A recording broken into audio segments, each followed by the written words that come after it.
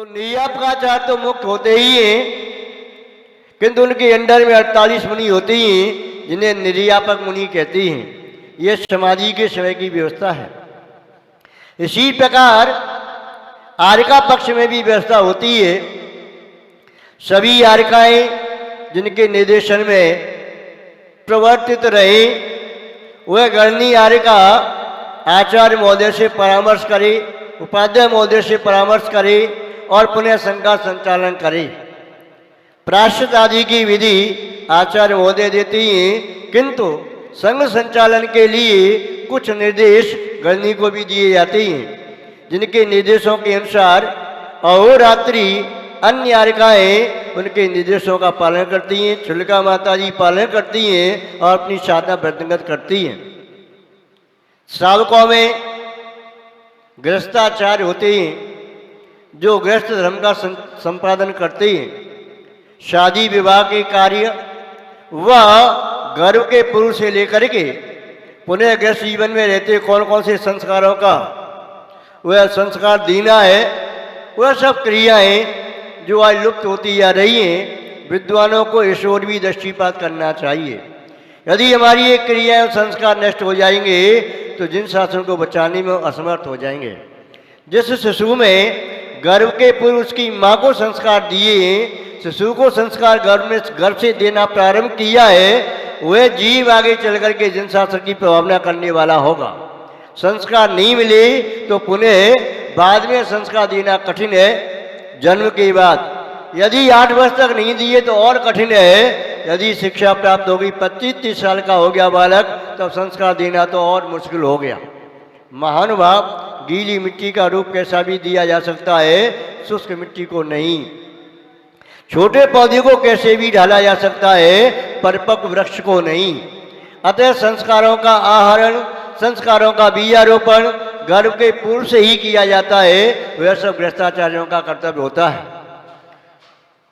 पंचम काल में काल दोष के कारण जिन शासन पर समय समय पर उपसर्ग आते रहे, जिन शासन के विद्वेषी लोगों ने जिन शासन पर उपसर्ग किए, चाहे जिन मंदिरों पर उपसर्ग हुआ, चाहे निगंध साधुओं पर उपसर्ग हुआ, चाहे धर्म का उपसर्ग हुआ, उपसर्ग होती रही। अब श्रावकों की मर्यादाएं ग्रस्त है, श्रावका की मर्यादा है, मुनि महाराज की मर्यादा है, आर्यका माता जी की मर्यादा है। अब आपने कह दिया श्रावक संकल्पी हिंसा का त्यागी होता है, विरोधी उद्योगी आरंभी हिंसा का त्यागी नहीं होता। तो श्रावक समझ लेता है मुझे अपना उद्योग धंधा करना है, मुझे घर गृहस्थी के कार्य करना है, आरंभ करना है। विरोधी हिंसा में उससे लड़ने के लिए कोई आ जाए तो बस वहीं तक उसका कर्तव्य माना जाता है। मंदिरों पर कोई संकट आता है, तीर्थ क्षेत्रों पर कोई संकट आता है, साधुओं पर कोई संकट आता है, तो वह दूर बैठ जाता है, मैं क्या करूँगा। जो करेगा उपसर्ग करने वाला करेगा, मैं तो शांति से अपने प्राण बचाऊंगा। तो ऐसे समय में समय समय पर भगवान महावीर स्वामी के मोक्ष जाने के उपरांत केवली शुद्ध केवली की परंपरा रही। 11 अंग 14 पुरुष धर रही। उसके बाद आचार अंग आदि के ज्ञाता रही, अंगास के ज्ञाता रही, पुनः अन्य आचार्य रही। जो महान आचार्य तार्किक नैयायिक तपस्वी वाग्मी आचार्य हुए, प्रभावक आचार्य हुए, किंतु उनका भी जब लुप्त अभाव सा हुआ, संख्या अल्प रह गई, वे साधना करने जंगल में चले गए और जिनालय के प्रति उनकी निरीह वृत्ति उपेक्षा वृत्ति जैसी रही। तब आवश्यकता पड़ी जिन शासन की रक्षा के लिए उन गृह त्यागी साधकों की जो जिन शासन की रक्षा कर सकें, जिन्हें शास्त्रों में भट्टारक शब्द से उल्लेखित किया। यद्यपि भट्टारक शब्द का अर्थ होता है पूज्य। भट्टारक महावीर स्वामी परम पूज्य भगवान महावीर स्वामी, भट्टा अकलंग देव परम पूज्य आचार्य अकलंग स्वामी। भट्टारक शब्द का प्रयोग कई जगह किया जाता है, वह सम्मान पूजता के अर्थ में आता है। तो भट्टारकों ने चाहे वटेश्वर के भट्टारक थे जिन्होंने चमत्कार दिखा करके भगवान एकनाथ की मूर्ति वहां पर बताती है, यमुना उल्टी बह करके जाती है। अमावस्या की रात्रि में पूर्णिमासी का चांद दिखा दिया अपनी मंत्र की शक्ति के द्वारा। लाल मंदिर के बारे में आता है, भट्टारक ने चमत्कार दिखा करके वह रक्षा की जो मौलवी ने उनके कमंडल में मछली कर दी, अपनी मन से उन्हें फूल बना दिया, भाई पूजा करने जा रहा। जब वह मौलवी भी थक गया, उनकी पालकी को रोक दिया गया, तो उन्हें मंत्र बल से अपनी पालकी को आकाश मार्ग से ले गए। ऐसे एक नहीं अनेक प्रसंग हैं भट्टारकों के, जिन्होंने समय समय पर हमारे जैन मंदिरों की रक्षा की। और सभ्य शिष्ट साधु पुरुष वह कहलाता है नई उपकारम साधवा विस्मरंती, जो अपने प्रति किए गए उपकार को कभी भूलता नहीं। भगवान पार्श्वनाथ स्वामी जब मुनि अवस्था में थे तो वे नाग और नागिन जो भगवान पार्श कुमार से लंबोकार मंत्र सुनकर के धरण प्रभावती हुई, उन्होंने अवधि ज्ञान से जाना कि हमारे इष्ट पर जिन्होंने हमारा उपकार किया उपसर्ग आया है, आकर के उपसर्ग का निवारण किया। ऐसे ही जिन्होंने भी हमारे शासन के प्रति उपकार किया है, जिन शासन के समग्र देवी देवता रक्षक यक्ष यक्षिणी क्षेत्रपाल आदि वे सभी सम्मान के योग्य हैं, सम्मान के पात्र हैं, उनकी उपेक्षा नहीं करना चाहिए। जिस किसी ने भी उनकी उपेक्षा की, अपमान किया, वह नियम से असमाधि को प्राप्त हुए, वह बुद्धि भ्रष्ट हो गई, पागलपन आ गया और वो भटकते रहे। अतः जिन शासन के देवी देवताओं की उपेक्षा नहीं कर सकते, अपमान नहीं कर सकते, हमारा जैन दर्शन सिखाता है हम किसी का अपमान नहीं कर सकते, निंदा बुराई नहीं कर सकते। और एक बात और सुन लेना चाहिए, जिन शासन के रक्षक देवी देवता ये कुदेवों में नहीं आते हैं। क्या समझे? द्वारा कहूं, जिन शासन के यक्ष शनि देवी देवता कुदेवों में नहीं आते हैं, देवती के देव होते हैं। और जो देव नहीं है, पीपल कुआ पोखर आदि पूजना, ये अदीब है, उसमें देवत्व तो नहीं है। कुदेव कौन होती हैं? जो मिथ्यादृष्टि होती है। ये तो आयतन में आते हैं। आपके तीन रत्न होते हैं, देव शास्त्र गुरु। बीतरागी सर्वज्ञ देव, उनके वचन ही जिनवाणी और निगंत गुरु, ये तीन आपके रत्न हैं, दीव हैं। इन तीनों के उपासक ये 6 आयतन कहलाते हैं। यानी जिन देव के उपासक, जिन वाणी के उपासक, निगंत गुरु के उपासक, ये 6 आयतन है, सम्यक्त के पोषक हैं, जिन शासन के संरक्षक हैं, संवर्धक हैं, महानुभाव। अतः यक्ष शनि आदि को कुदीव कहना, क्षेत्रपाल आदि को कुदीव कहना, जिन शासन का अपमान करना है, ये अवमानना है। अतः जो जिन शासन ने विधि दी है उसका अनुपालन करना चाहिए। आगम की आज्ञा के बाहर हमें भी नहीं जाना चाहिए, आगम की आज्ञा के बाहर आपको भी नहीं जाना चाहिए। जिन आगम ही हमारे लिए प्रमाण है, जैसे भारत में रहने वाले व्यक्ति को भारतीय दंड संहिता या भारतीय संविधान है, उसका पालन करना अनिवार्य है, चाहे भारत का प्रथम नागरिक महामहिम राष्ट्रपति महोदय हो और चाहे सामान्य नागरिक हो। ऐसे ही जिन शासन में रहने वाले व्यक्ति को जिन शासन की आज्ञा का पालन करना चाहिए। महानुभाव, जिस प्रकार पूर्व में भट्टारकों ने जैन मंदिरों की रक्षा की, आज भी दक्षिण भारत में भट्टारकों की पीठ है, ये रक्षा कर रही है। गृहस्थों में थोड़ा सा अब अहंकार आने लगा है। कहीं भी कमेटी बनती है, झगड़ा पहले प्रारंभ हो जाता है। पहले हमने ये भी नहीं सुना कि सरपंची के भी चुनाव होते हैं, मंदिर के चुनाव तो बहुत दूर की बात है।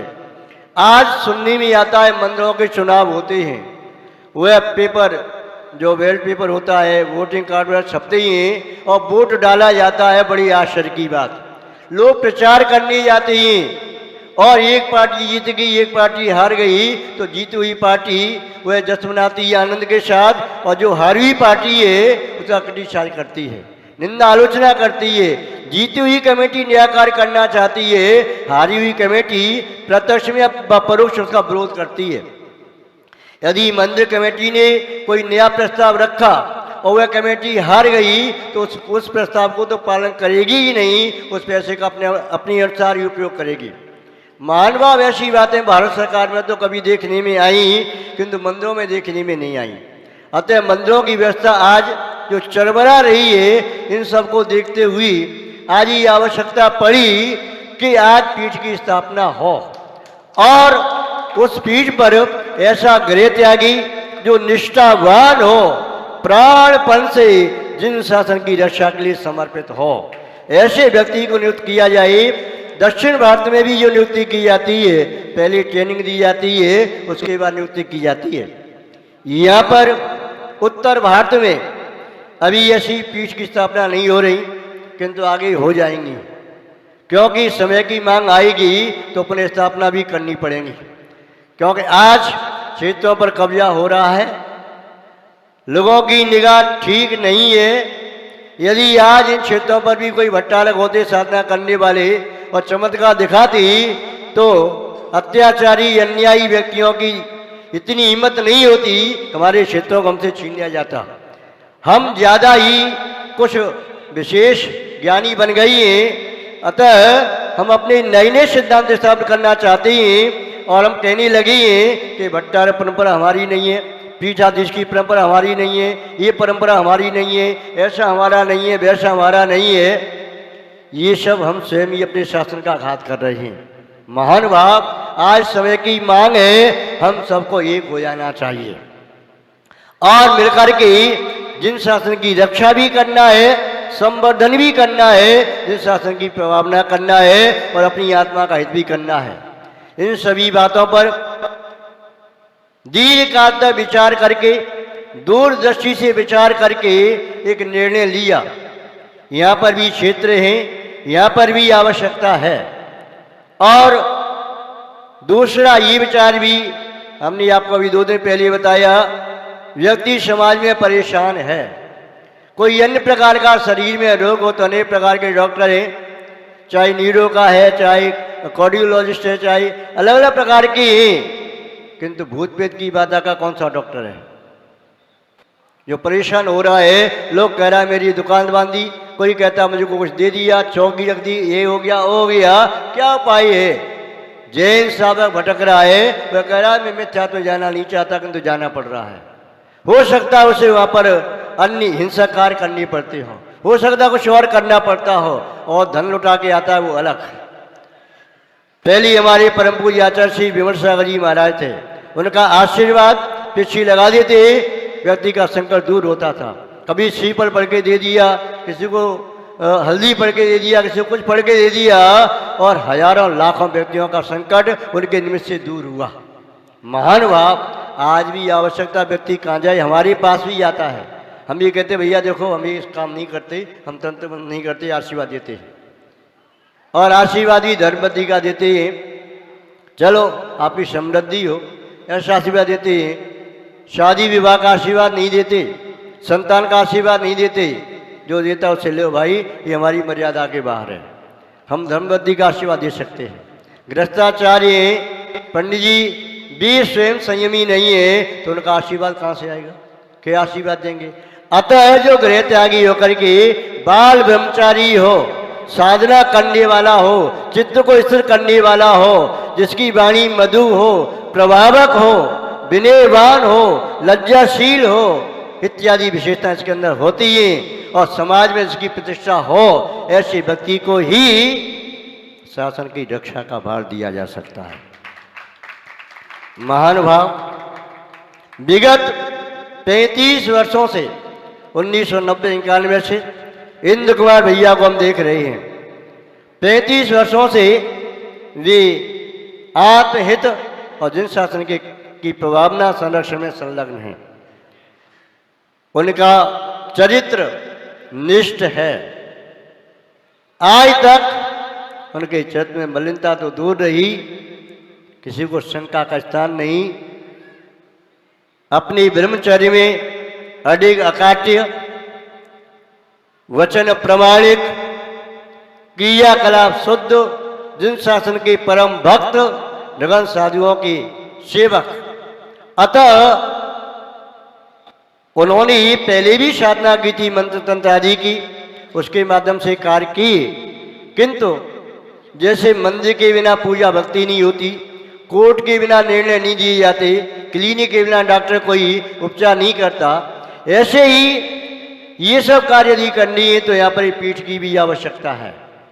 यहाँ पर विचार विमर्श किया संघ साधुओं से, जो साधु हमारे संघ के बाहर थे उनसे संपर्क नहीं हो पाया, किंतु उन सबकी भी अनुमोदना।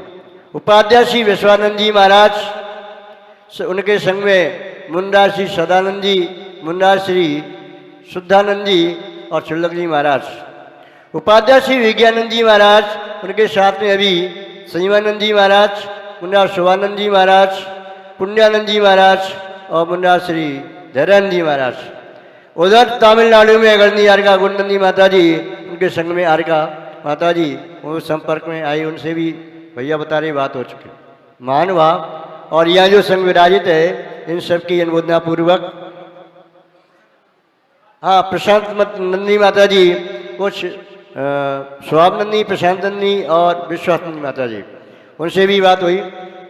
प्राय करके सबसे बात हो गई और भक्तों से भी, शिष्यों से बात हुई। सबका भाव यही था, ये कार्य बहुत अच्छा है। अब एक बार हम समागत सभी व्यक्तियों से भी पूछना चाहते हैं, क्या यह कार्य उचित है? यदि उचित है तो ऋषभदेव भगवान का जयकारा बोल करके अपनी अनुमोदना प्रकट कर दीजिए।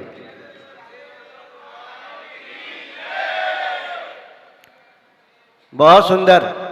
यहाँ पर शक्ति पीठ की स्थापना, क्योंकि किसी की मारक शक्ति का किसी ने प्रयोग किया तो यहाँ पर आपका शक्ति होना चाहिए। युद्ध में बाण होते थे, उसने अग्नि बाण छोड़ा तो यहाँ से जल बाण छोड़ा, नाग बाण छोड़ा तो वहाँ से गरुण बाण छोड़ा, तो ऐसे अंधकार बाण छोड़ा तो प्रकाश बाण छोड़ा। ऐसे ही यहाँ पर जब शक्ति होगी तो यहाँ पर आने वाला व्यक्ति जिसके ऊपर कोई बाधा है, कोई प्रतिकूलता है, तो यहाँ की शक्ति को देख कर अपना नतमस्तक हो जाएगा।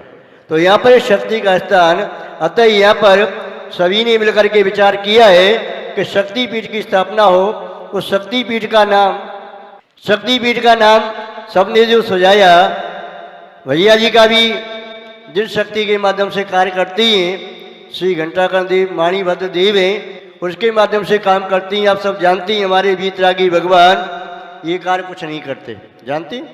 और सिद्ध परमेश्वर ऊपर से नहीं आते।